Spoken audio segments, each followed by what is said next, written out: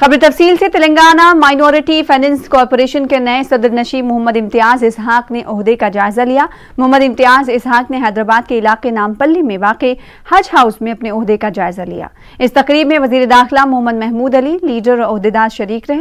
वाज़ेह है कि तेलंगाना के वजीर आला के चंद्रशेखर राव ने महबूब नगर से ताल्लुक रखने वाले मोहम्मद इम्तियाज इसहाक को अहम जिम्मेदारी दी है। मोहम्मद इम्तियाज इसहाक ने तेलंगाना माइनॉरिटी फाइनेंस कॉरपोरेशन के जरिए अक़लियतों की माशी तरक्की के लिए काम करने का आज़म जाहिर किया है।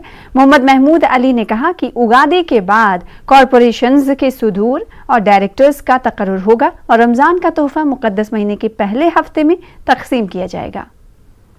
डायरेक्टर्स की बात वो भी बहुत जल्द डाल दिया जाएगा और उगादी के बाद ऑनरेबल सीएम साहब से भी मुलाकात की जाएगी, कहा जाएगा और हमारे वर्किंग प्रेसिडेंट केटी रामाराव साहब से मजीद चेयरमैन डिक्लेयर होने के बाद तमाम जहाँ जहाँ जो भी चेयरमैन हैं उनके डायरेक्टर्स को डाला जाएगा।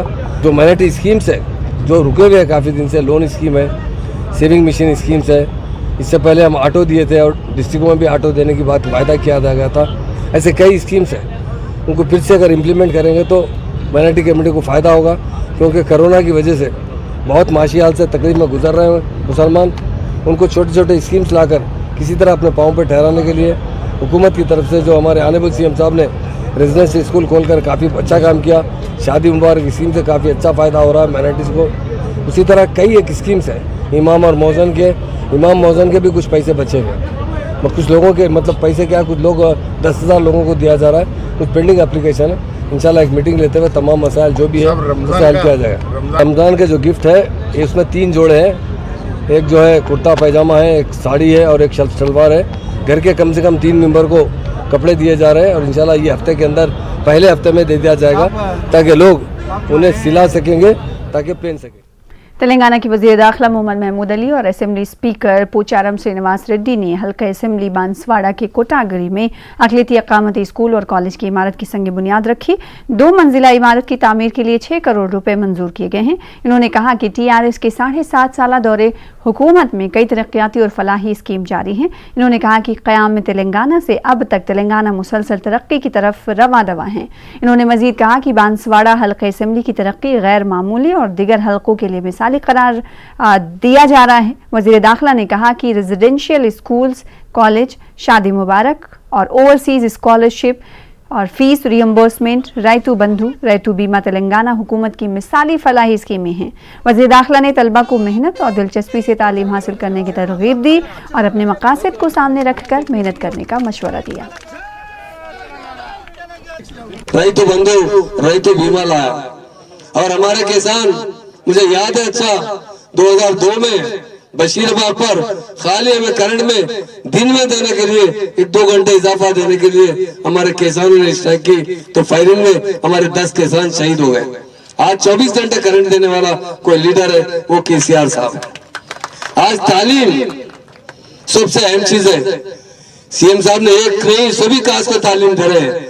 साबिका में सारे तेलंगाना में बहुत कम रेजिडेंशियल स्कूल थे और आज हर कास्ट के लिए हमारे सीएम साहब ने रेजिडेंशियल स्कूल खोला। खासतौर से माइनॉरिटीज के लिए 204 रेजिडेंशियल स्कूल उन्हें अपग्रेड करते हुए 204 इंटरमीडिएट कॉलेज खोले गए। मैं टेमिस के तमाम जिम्मेदारों को दिल की गहराइयों से मुबारकबाद देता हूँ।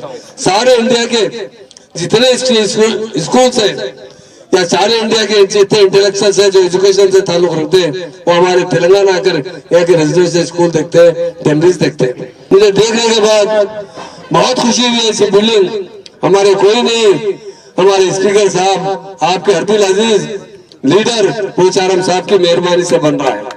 उन्होंने अपनी मर्जी से कोशिश करते हुए किसी भी जराये से पैसे लाते हुए ये स्कूल बना रहे हैं, ये बहुत बड़ी बात है। कांग्रेस के साबिक सदर राहुल गांधी से तेलंगाना कांग्रेस के लीडरों ने मुलाकात की। तेलंगाना PCC सदर रेवंत रेड्डी और दीगर ने दिल्ली में राहुल गांधी से मुलाकात की। इन्होंने राहुल गांधी को बताया कि रियासत में 40 लाख अफराद को पार्टी की मेंबरशिप दी गई है और हर मेंबर को 2 लाख रुपए का हादसाती बीमा भी करवाया गया है। बीमे की प्रीमियम की रकम 6 करोड़ 34 लाख रुपए का चेक राहुल गांधी के हवाले किया गया। राहुल गांधी से मुलाकात करने वालों में मोहम्मद अली शब्बीर, मोहम्मद अजहरुद्दीन, जाना रेड्डी, उत्तम कुमार रेड्डी, गीता रेड्डी, अंजन कुमार यादव, यादव और दीगर शामिल हैं। राहुल गांधी ने बड़े पैमाने पर मेंबरशिप मुहिम चलाने पर पार्टी लीडरों को मुबारकबाद भी पेश की और आइंदा इंतखाबात में पार्टी की कामयाबी के लिए सख्त मेहनत करने का मशवरा दिया। राहुल गांधी से मुलाकात के बाद लीडरों ने बाहमी इत्तेहाद का मुजाहरा करते हुए ऐलान किया कि 1 अप्रैल से तेलंगाना में अवामी मसाइल पर जद्दोजहद का आगाज होगा। उधर पेट्रोलियम अशिया और गैस की कीमतों में लगातार इजाफे को लेकर कांग्रेस मुल्क भर में एहतजाज कर रही है। कांग्रेस के अनोखे एहतजाज में खाली गैस सिलेंडर्स पर फूल मालाएं चढ़ाई गईं। तेलंगाना के जिला वकाराबाद में कांग्रेस की जानिब से रास्ता रोको एहतजाज किया गया।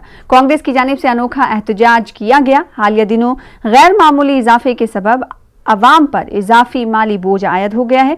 ईंधन की कीमतों में इजाफे से ज़रूरी अशिया की कीमतों में भी इजाफा देखा जा रहा है। कांग्रेस कारकुनों ने मरकजी हुकूमत को तनकीद का निशाना बनाया और कीमतों पर कंट्रोल करने की मांग की। तो मुल्क में ईंधन की कीमतों में मुसलसल इजाफे का सिलसिला जारी है। गुज़िश्ता 10 दिनों के दौरान 9 मरतबा पेट्रोल और डीजल की कीमतें बढ़ाई गई हैं। हैदराबाद में पेट्रोल की कीमत 115 रुपए 42 पैसे और डीजल 101 रुपए 58 पैसे हो गई है। ईंधन की कीमतों में इजाफे की वजह से आम आदमी काफी परेशान है।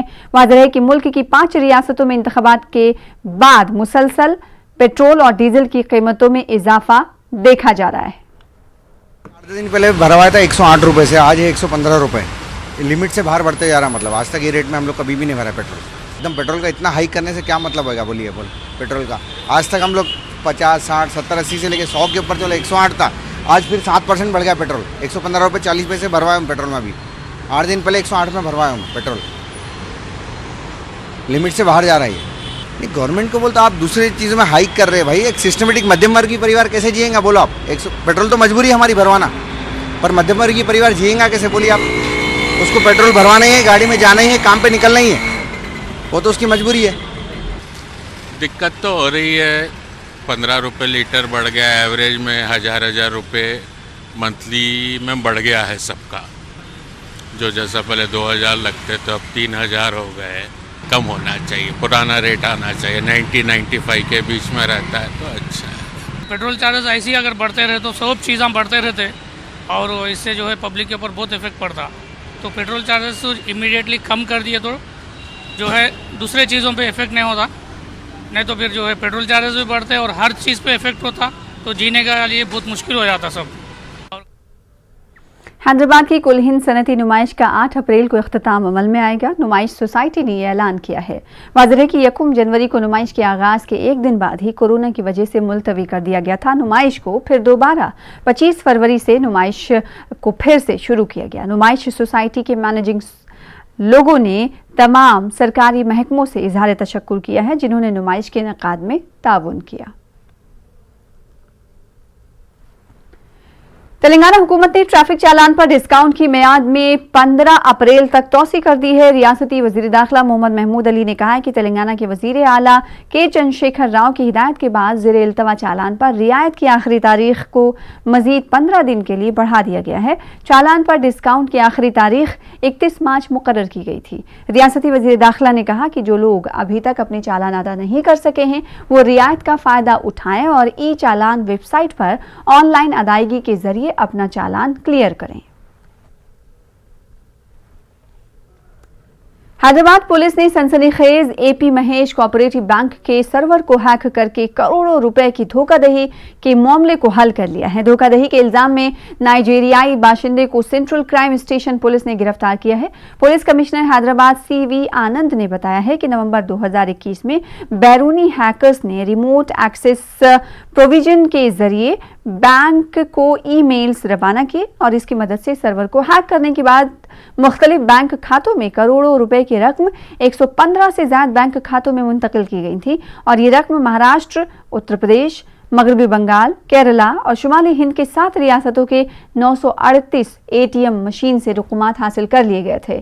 साइबर क्राइम पुलिस ने इस केस के कलीदी मुलजिम अकप्पा स्टीफन और जी को गिरफ्तार करने में कामयाबी हासिल कर ली और इसे नोएडा से हैदराबाद मुंतकिल किया गया है। करोड्स का उसमें हैकिंग हुआ है, साइफन ऑफ हो गया है। तो रिकन्सिलिएशन करते समय उनको ये पता लगा और उन्होंने आकर सीसीएस में कंप्लेंट दिया, साइबर क्राइम सेल ये केस टेकअप करके 2 महीने बहुत गहरी तहकीकात करने के बाद काफ़ी ये केस के बारे में जानकारी मिली है। अकाउंट के द्वारा 12.48 करोड़ का अमाउंट जो है 115 फर्दर अकाउंट्स में 115 अकाउंट में इसको ट्रांसफ़र करवाया देश भर में। एटीएम के द्वारा जो कैश था वो विड्रॉ हो गया और ये 115 अकाउंट्स के बाद और 398 अकाउंट्स और खोले गए। देश भर में कोने कोने में ये अकाउंट्स खोले गए, वहाँ पर भी जाके एटीएम्स के द्वारा कैश विड्रॉ किया गया। फिलहाल इसी के साथ रुकेंगे छोटे से ब्रेक के लिए। ब्रेक के बाद जल्द लौटेंगे आंध्र प्रदेश की अहम खबरों के साथ।